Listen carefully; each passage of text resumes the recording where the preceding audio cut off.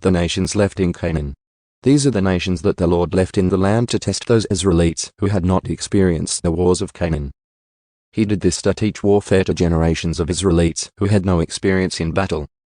These are the nations: the Philistines, those living under the 5 Philistine rulers, or the Canaanites, the Sidonians, and the Hivites living in the mountains of Lebanon from Mount Baal-Hermon to Lebo-Hamath. These people were left to test the Israelites, to see whether they would obey the commands the Lord had given to their ancestors through Moses. So the people of Israel lived among the Canaanites, Hittites, Amorites, Perizzites, Hivites, and Jebusites, and they intermarried with them. Israelite sons married their daughters, and Israelite daughters were given in marriage to their sons. And the Israelites served their gods. Othniel becomes Israel's judge. The Israelites did evil in the Lord's sight. They forgot about the Lord their God, and they served the images of Baal and the Asherah poles. Then the Lord burned with anger against Israel, and he turned them over to King Cushan-Rishathaim of Aram-Naharaim. And the Israelites served Cushan-Rishathaim for 8 years. But when the people of Israel cried out to the Lord for help, the Lord raised up a rescuer to save them. His name was Othniel, the son of Caleb's younger brother, Kenaz. The Spirit of the Lord came upon him, and he became Israel's judge. He went to war against King Cushan-Rishathaim of Aram, and the Lord gave Othniel victory over him. So there was peace in the land for 40 years. Then Othniel son of Kenaz died. Ahad becomes Israel's judge. Once again the Israelites did evil in the Lord's sight, and the Lord gave King Eglon of Moab control over Israel because of their evil.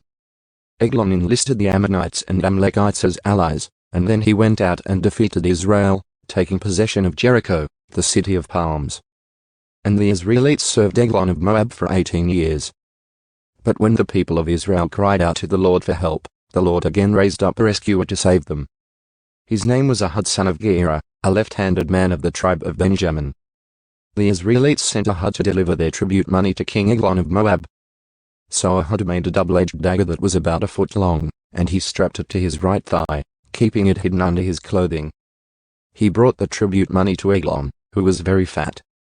After delivering the payment, Ahad started home with those who had helped carry the tribute. But when Ahad reached the stone idols near Gilgal, he turned back. He came to Eglon and said, "I have a secret message for you." So the king commanded his servants, "Be quiet." And he sent them all out of the room. Ahad walked over to Eglon, who was sitting alone in a cool upstairs room. And Ahad said, "I have a message from God for you."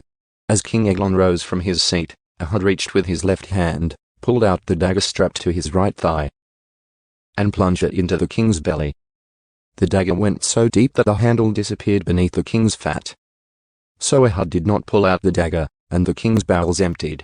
Then Ahad closed and locked the doors of the room and escaped down the latrine. After Ahad was gone, the king's servants returned and found the doors to the upstairs room locked.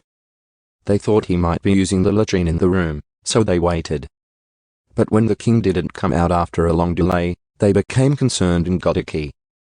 And when they opened the doors, they found their master dead on the floor.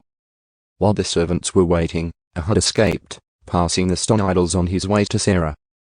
When he arrived in the hill country of Ephraim, Ahad sounded a call to arms. Then he led a band of Israelites down from the hills. "Follow me," he said, "for the Lord has given you victory over Moab your enemy." So they followed him. And the Israelites took control of the shallow crossings of the Jordan River across from Moab, preventing anyone from crossing. They attacked the Moabites and killed about 10,000 of their strongest and most able-bodied warriors. Not one of them escaped. So Moab was conquered by Israel that day, and there was peace in the land for 80 years. Shamgar becomes Israel's judge. After Ahad, Shamgar son of Anath rescued Israel. He once killed 600 Philistines with an ox goad.